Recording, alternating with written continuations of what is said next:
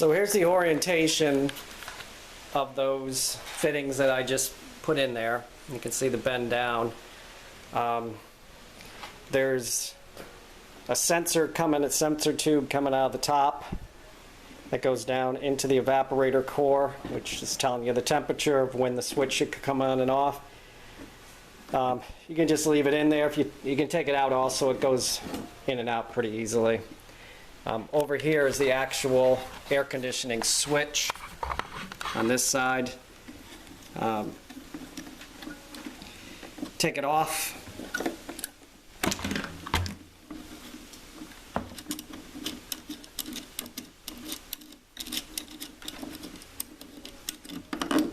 Make sure you don't lose that little nut. They're not common.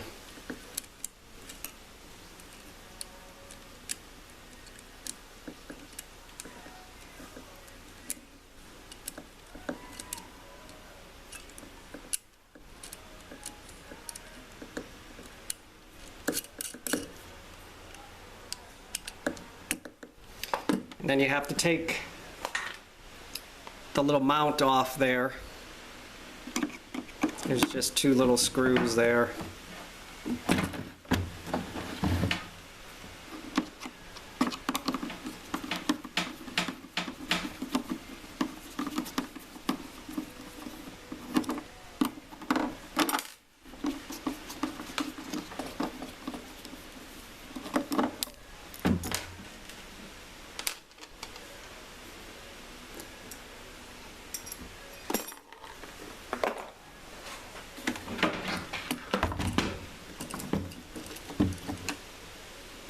So I removed that switch and the probe.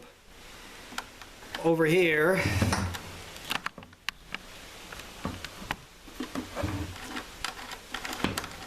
there's a mounting nut here with a rib nut type situation in there. I'm going to place these brackets here. Two of them came with the kit. They're at 90 degree. Took one, put it in the vise, and straightened it, and I'm just going to mount it loosely on here for now, just for marking purposes.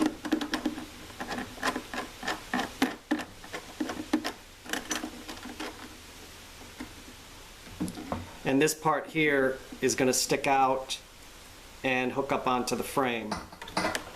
On the other side, there's also a bolt, and don't switch these out. They're 1/4-20s, but don't switch them out for Allen head, because you need to get in there with a open end in order to tighten them. On this one, you're going to put a bracket which orients like this with the 90 degree.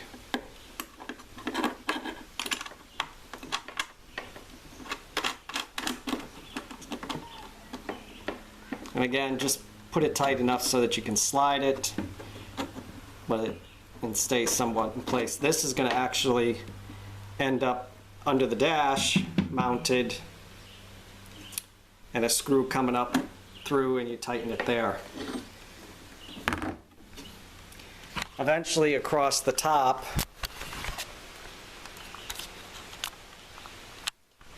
you'll put holes along here that are going to match the holes in the tub here. And the air is going to come up, go into a channel that's going to put it to where you want it to go, the defroster and the vents. So the next step is going to be mounting it underneath, or marking it where it's going to be mounted, and that's one of the trickier parts, just holding it up there. Get the marks for here, and I put this one in wrong actually.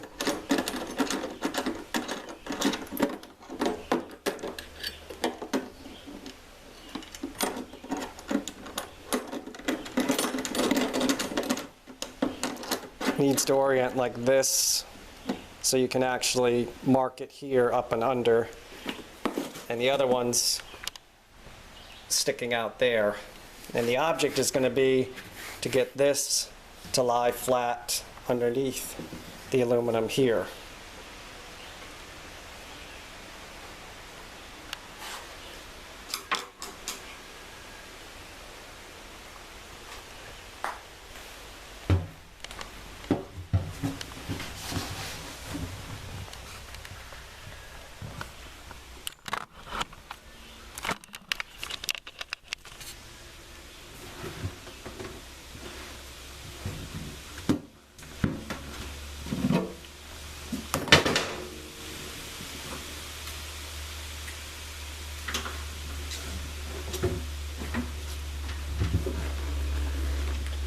So you might not get the best view of marking this, but there's not anything really technical I'm going to do. I'm going to get it up and under here, and this part you want it to lie flat against the underside here, and get it. The biggest thing is that these fittings over here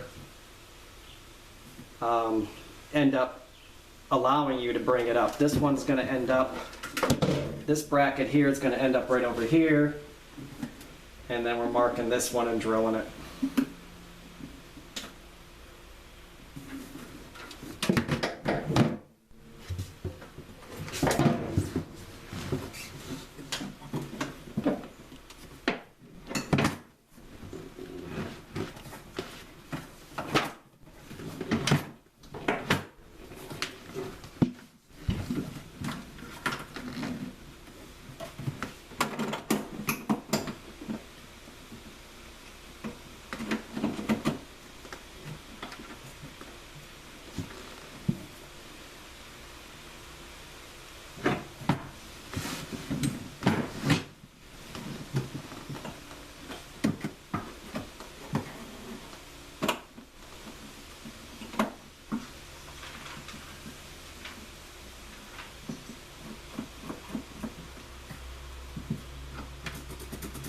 Alright, so right now, the top of the evaporator is flush underneath the aluminum here.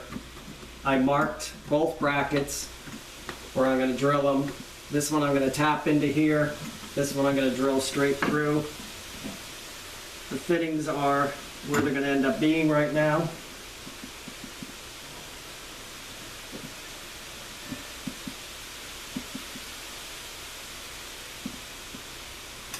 And then I'm going to drop it back out.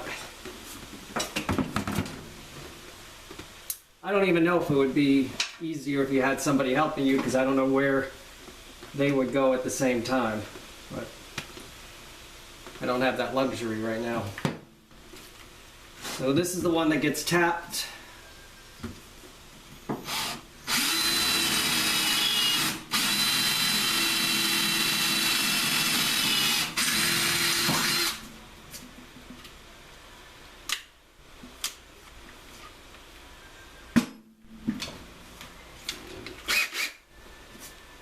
And this is the one that's going to get drilled through, so I got the 1/4 inch on this one.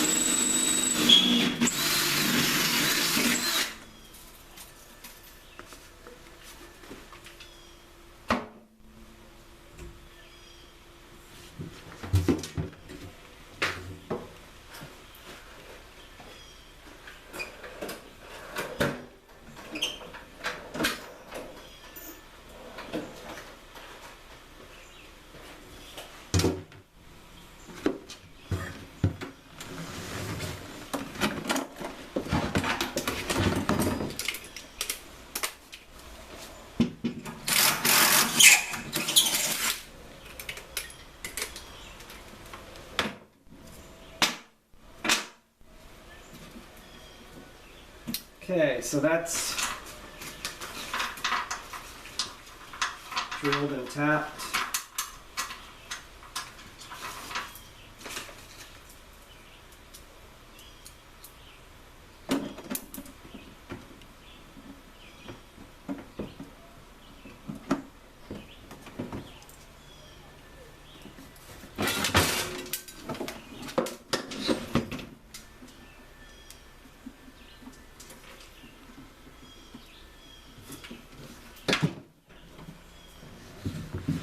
I'm going to need a longer bolt to go up from underneath through that hole.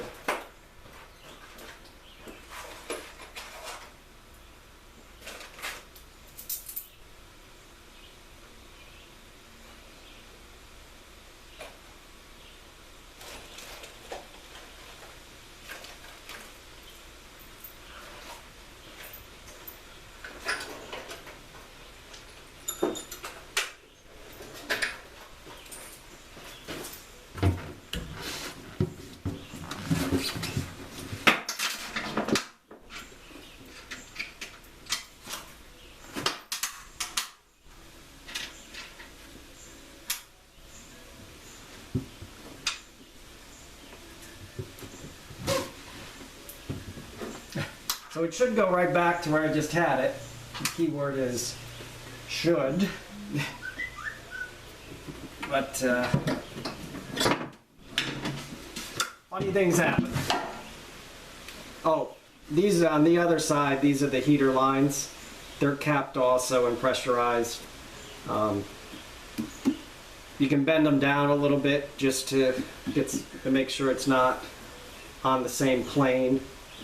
But don't go too crazy and make sure there's enough space in between for the hoses to go.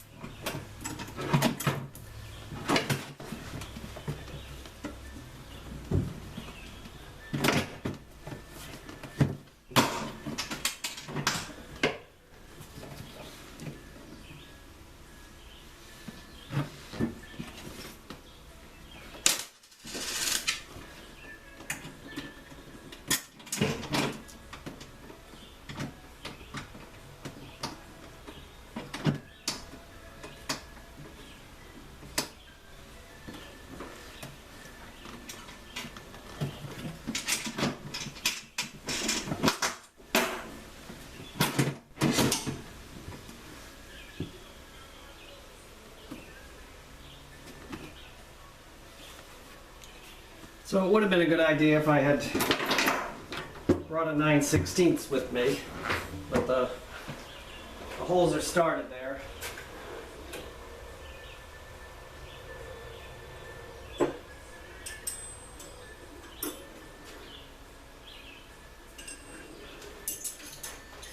Seven/16 it is, of course. If I haven't said it, this isn't my favorite part of the build. It's gotten better after doing it a couple times because I actually know, the orientations of the fittings and everything.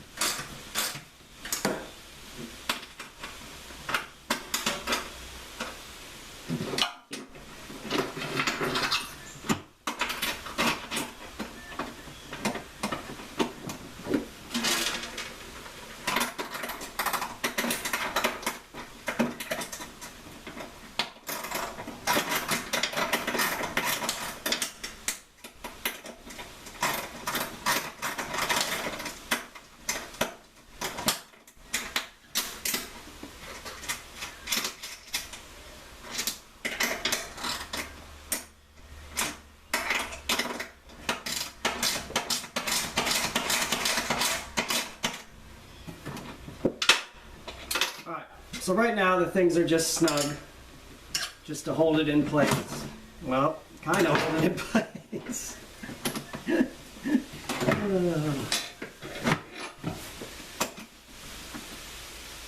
Problem is that because the side ones are just loose in there, pivoted off of that. So I'm tightening one of them to keep it from rotating.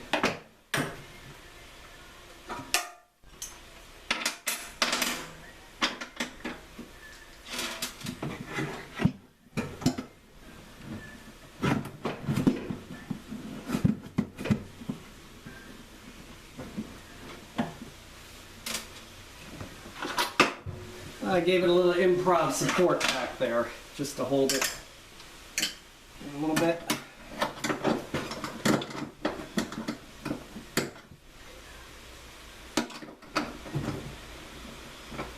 Don't over tighten the side ones because it's just a riv nut into plastic, and you could strip that out, and then it's fixable, but it's not pleasant.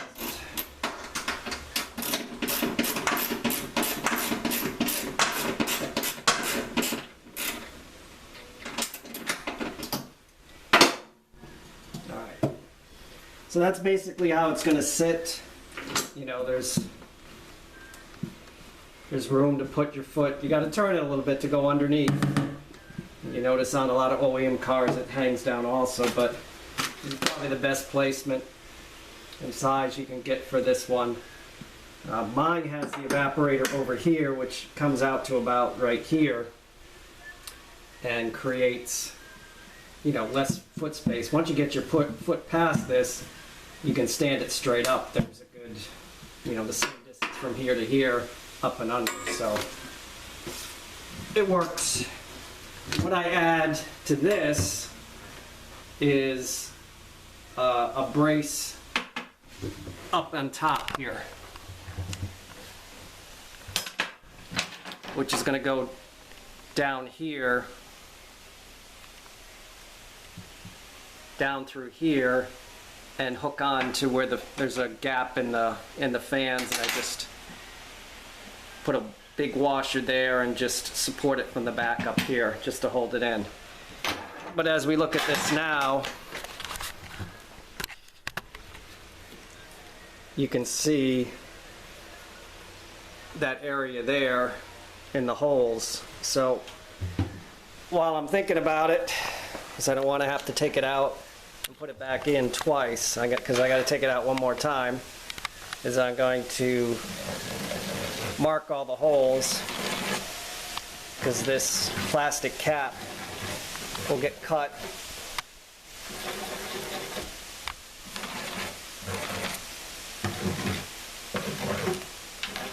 That'll get cut out and the air will come up through here, through those holes. So what I was talking about, the brace here, it's going to end up right about here. You know, just a hole down through there and a threaded rod and a nut and a washer on both sides and underneath the fan there, and it will hold the back part. I mean, it's pretty sturdy, but I don't like to take any chances. So if you look at the fitting now, you can see those two fittings I put in there. You see the large one and the small one. The large one is the return back to the engine compressor,